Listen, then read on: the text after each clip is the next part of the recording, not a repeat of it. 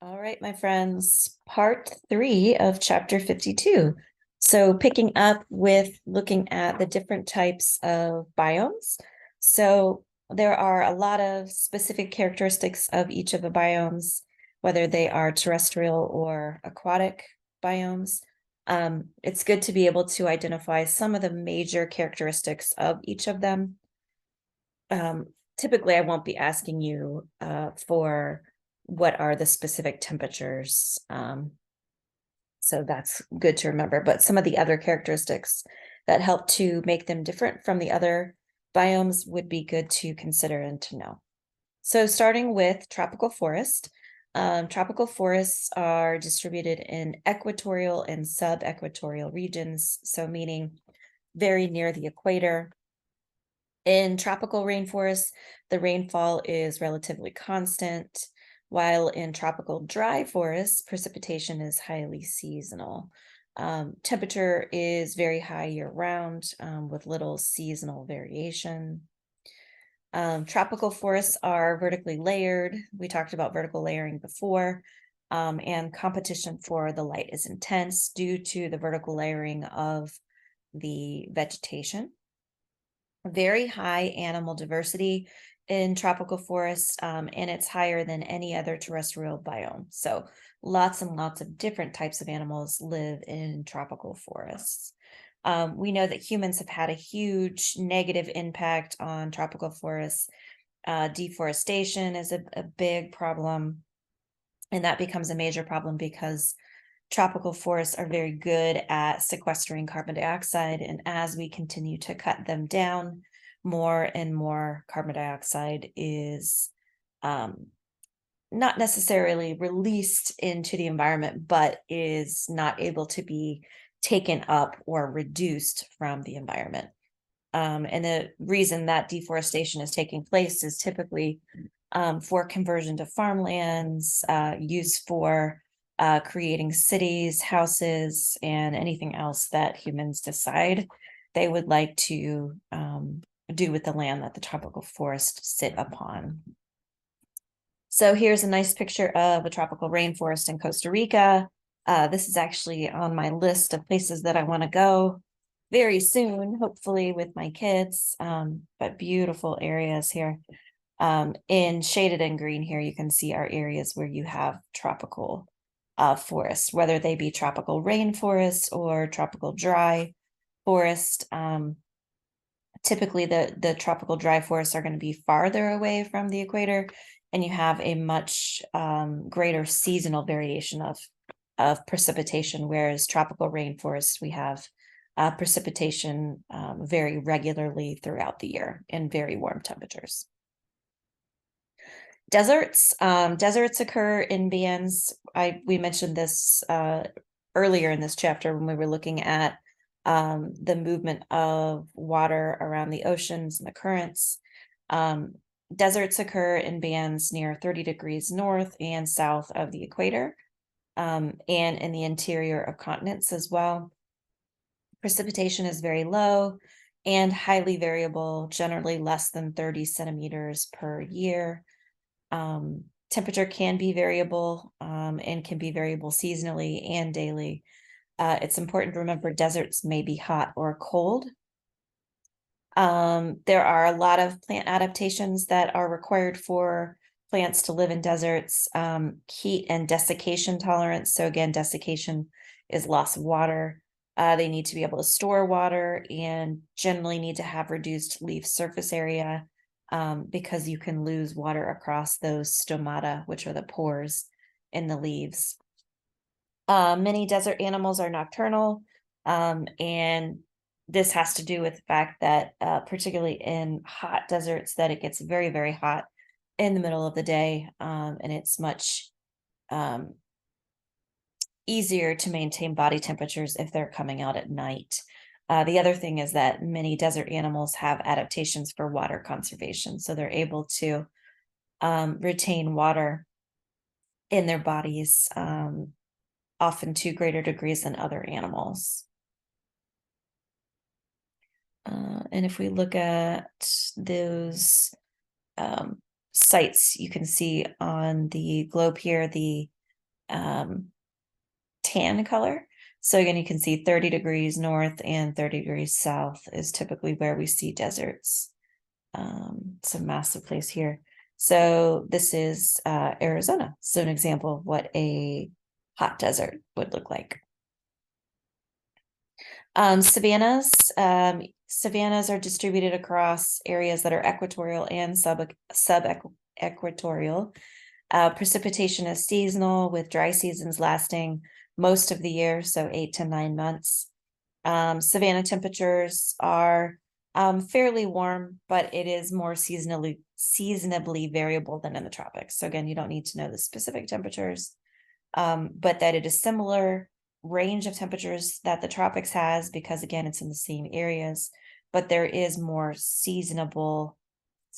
more variation in the seasons that we find in savannas. Dominant plant species in savannas are fire adapted and very tolerant of seasonal droughts, which they have a good amount of. Again, 8 to 9 months of dry periods. So they need to have plant species that are tolerant of low water conditions.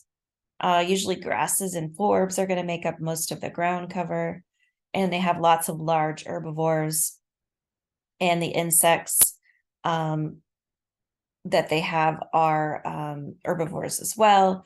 There are more insects present in savannas than other large herbivores. So insects are a dominant type of living organism that we find within savannas. So you can see savannas here in the yellowish color.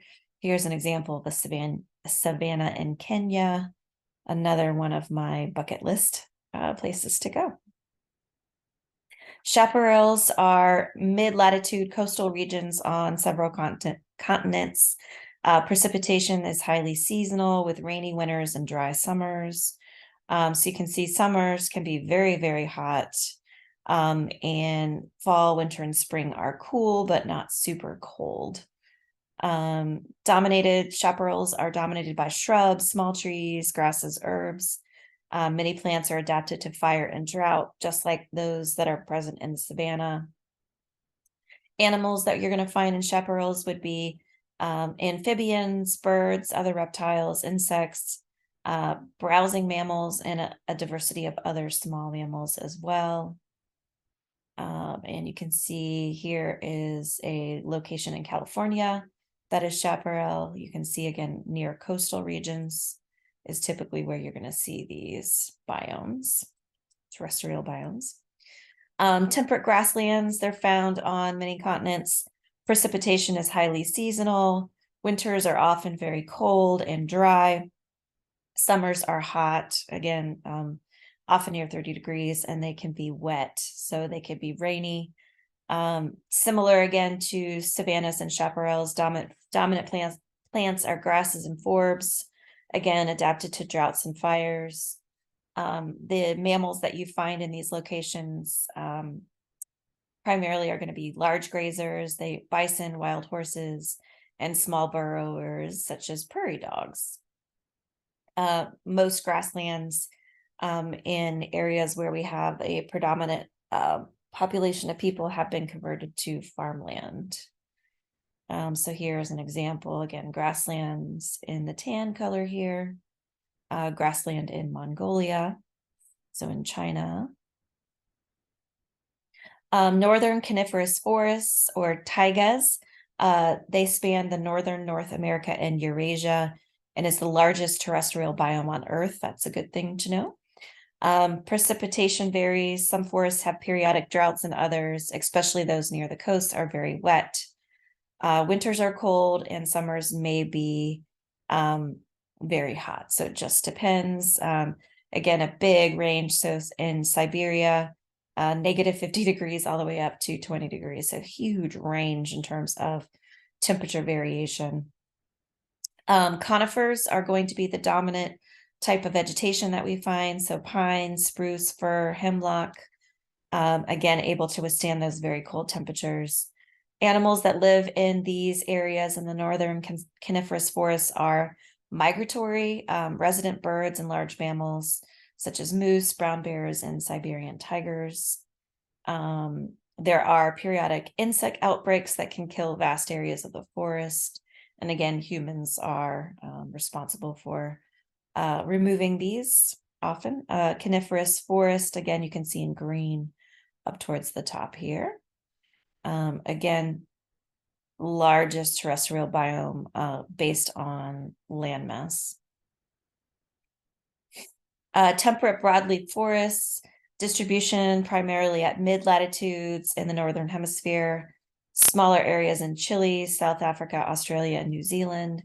Significant amounts of precipitation fall during all seasons, either as rain or snow, depending on which season it is. Winters average near 0 degrees Celsius. Summers are hot and humid, near 35 degrees. Mature temperate broadleaf forests have lots of vertical layers, as we talked about. So there's a closed canopy. There are understory trees, so there's going to be shorter trees, a shrub layer, and then an herb layer at the bottom underneath that. Dominant plants are deciduous trees. So again, trees that are broadleaf that will shed their leaves in the fall and then pick them back up again in the spring. There are some evergreen eucalyptus that are found in Australia as well. Mammals, birds, and insects make use of all of the vertical layers in the forest. So again, great diversity can happen because of the vertical layering.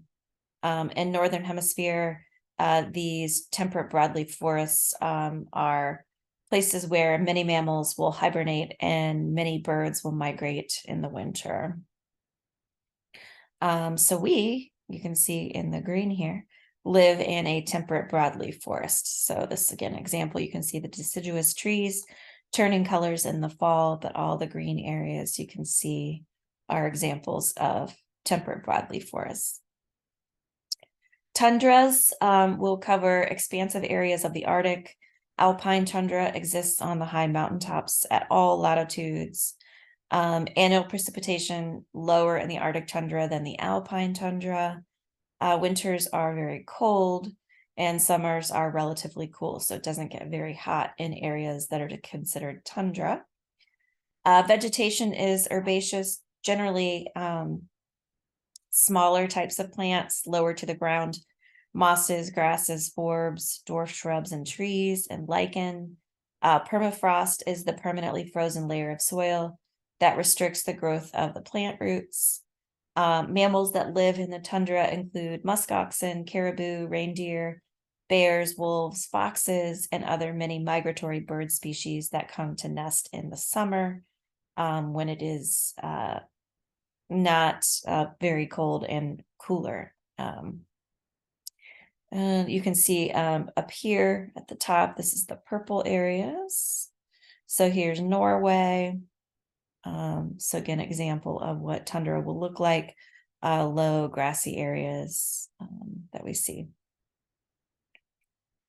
And lastly, we'll look at aquatic biomes. So aquatic biomes are characterized by their physical and chemical environments, less latitudinal variation than terrestrial biomes that we'll see. Oceans make up the largest marine biome, covering 75% of the Earth's surface. So huge, right, amount of the Earth is covered in oceans. So we are more water than we are land. The terrestrial biomes, patterns and speed of the water flow, climate, all influence characteristics of freshwater biomes. So we'll talk about what some of these are. So looking at some general terms that we need to think about for aquatic biomes, and this has to do with what are the zones called. So the aquatic biomes can be stratified into zones defined by how much light is able to penetrate into that area, what is the temperature, and what's the average depth of these particular zones that are found in the aquatic biomes. The upper photic zone has sufficient light for photosynthesis. So again, things that are able to grow in this area will be performing photosynthesis if you're talking about plants. The lower aphotic zone receives very little light, so A without photo light. The photic and aphotic zones make up the pelagic zone. And the abyssal zone is located in the aphotic zone with a depth of very deep, 2,000 to 6,000 meters. So into the abyss. Organic and inorganic sediments at the bottom of all aquatic zones are called the benthic zones. Communities of organisms in the benthic zone are collectively called benthos. And detritus, we've heard this word before, is the dead organic matter that falls from the surface. So again, where things are performing photosynthesis, and once they die, they fall to the bottom, and that's an important source of food that gets to the bottom of the oceans or the aquatic zones. And that area again is called the benthic zone. So looking at some of these examples, and we'll talk about some more of this, but here again is a lake. Here's marine zonation. So again, the photic zone in both lakes and oceans. This is the area where there is light penetration, so things can perform photosynthesis. The aphotic zone, not enough light to support photosynthesis. Benthic zone again is the bottom, so that's where all of the detritus, the dead decaying matter, will start to accumulate. Pelagic zone you can see, and then you also have the abyssal zone in the oceans where again very, very deep layers. In oceans and most lakes, a temperature boundary called thermocline separates the warm upper layer from the cold deeper layer. You probably have felt this if you have ever swam in lakes or oceans. As you start to move from one location to another, you can tell sometimes where deeper areas are because the water gets colder. You move again to the side to another area, and then you might feel it get warmer as it gets shallower. In lakes, many lakes will undergo a semi-annual mixing of their waters called turnover. And turnover is important because it mixes oxygenated water from the surface with the nutrient-rich water from the bottom. So again, this is a positive thing in terms of supporting growth of the plants, the algae, and the other animals and fish, amphibians, reptiles, things that are living in the water as well. So if you look at this example here, you can see in the summer that there is the thermocline, so areas that have different temperatures of the water based on the depth of the actual lake. In autumn, you can see that there is turnover that's happening. So again, that's turnover that's good because you're getting oxygenated water from the top, and then you also get good organic matter from the bottom from the benthic zone. That you also have turnover happening in the spring as well, and you still have variation you can see in the winter, but you can actually see that it is relatively stable temperature at the bottom of the lake, whereas at the top of the lake now we have very cold temperatures and we have ice. And the ice is good because it freezes and it helps to protect things living under the water, and it helps to keep them alive because the freezing stays at the top. The ice stays at the top. We know that ice is less dense than liquid water, so it will stay at the surface. So that's a benefit. Communities in the aquatic biomes will obviously vary based on their location. So how are they doing in terms of how deep are these communities? How much light is getting to those particular locations? How far away from the shore are they? And are they found in open ocean or water? So the pelagic zone versus the benthic zone. Remember, benthic zone is the bottom. In marine communities, most organisms occur in the relatively shallow photic zone. So you have more life in the photic zone, which is where sunlight will penetrate. Aphotic zone in oceans is very extensive. There's a lot of this area, but very little life is able to exist in areas where photosynthesis is not taking place. All right, so we will finish up with this chapter. We will look at the specific aquatic biomes, so we'll go over those, and that will be our last part of chapter 52. So I'll see you soon. Thanks.